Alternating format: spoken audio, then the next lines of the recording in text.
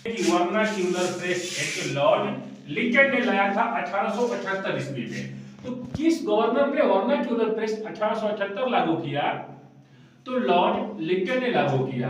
हालांकि एक अखबार था पायनियर, इसने इसका समर्थन किया। तो किस अखबार ने वर्नाक्यूलर प्रेस 1878 का समर्थन किया? तो पायनियर। सभी अखबार विरोध किया करते थे, लेकिन पायनियर एक ऐसा अखबार हुआ जिसने अंग्रेजों की दलाली की, चमचागिरी की और कहा कि ना एकदम सही बात है। ठीक है, अब आगे देखिए किस गवर्नर ने भारतीय शस्त्र अधिनियम 1878 लागू किया?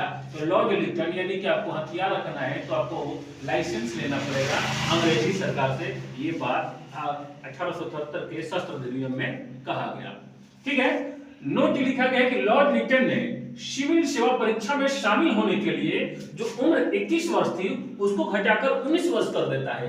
आगे चल करके लॉर्ड रिपन आते हैं जो कि इसकी उम्र को फिर दोबारा 21 वर्ष कर देते हैं। लॉर्ड लिंकन को भारत के लिए खराब जाना जाता है, एकदम गलत काम किया। लेकिन उन्हीं के बाद आता है जो लॉर्ड रिपन, इनको अच्छा कहा गया भारत के लिए। तो लॉर्ड रिपन को भारत का उद्धारक कहा गया, भारत के लिए अच्छा कहा गया। और भारत का उद्धारक किसने कहा? तो फ्लोरेंस नाइटिंगेल ने कहा।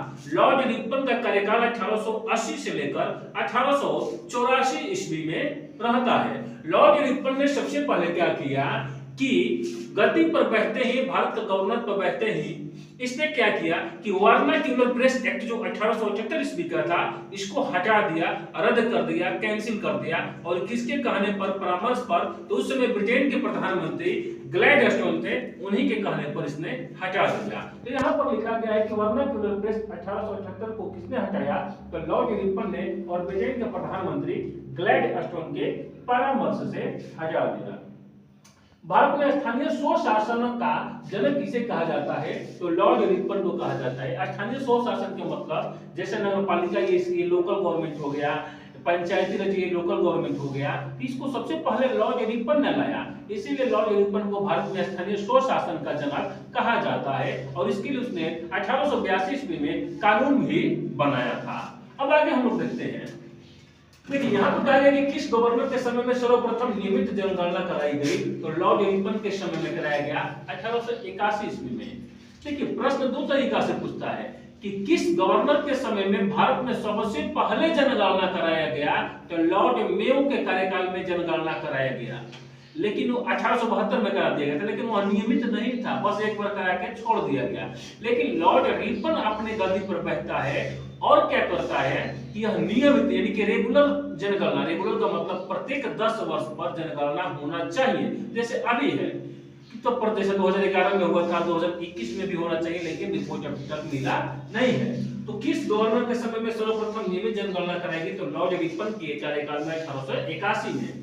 अगला है किस गवर्नर ने सर्वप्रथम कारखाना अधिनियम लाया? तो लॉर्ड रिपन ने लाया और 1881 ईस्वी में लाया। कारखाना अधिनियम में कहा गया कि 12 वर्ष के नीचे के जो बच्चे कार्य कर रहे हैं कारखाना में, उनसे ज्यादा कार्य नहीं कराया जाए, हो सके तो उनको उनसे कार्य ही न लिया जाए। तो कारखाना एक्ट में ये बातें कहा गया।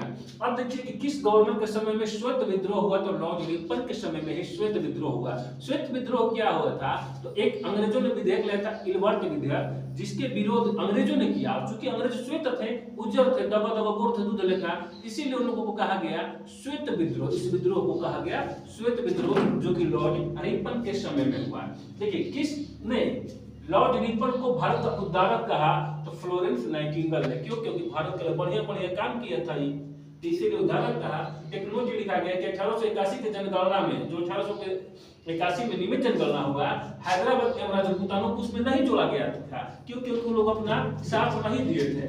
तो लॉर्ड रिपन ने आगे चलकर सिविल सेवा परीक्षा की उम्र जो 19 वर्ष किया था लिटेनवा ने, उसको रिपन ने क्या किया? 19 वर्ष से बढ़ाकर 21 वर्ष कर दिया। यह एक अच्छा गवर्नर साबित हुआ। अब अगला हम लोग देखेंगे, कल से देखेंगे क्या? अगला 1885 में गद्दी पर बैठते हैं लॉर्ड डफरिन, जिसके कार्यकाल में कांग्रेस का गठन हो जाता है। यहाँ से हम लोग भारतीय राष्ट्रीय कांग्रेस पढ़ेंगे। तब तक के लिए जय हिंद।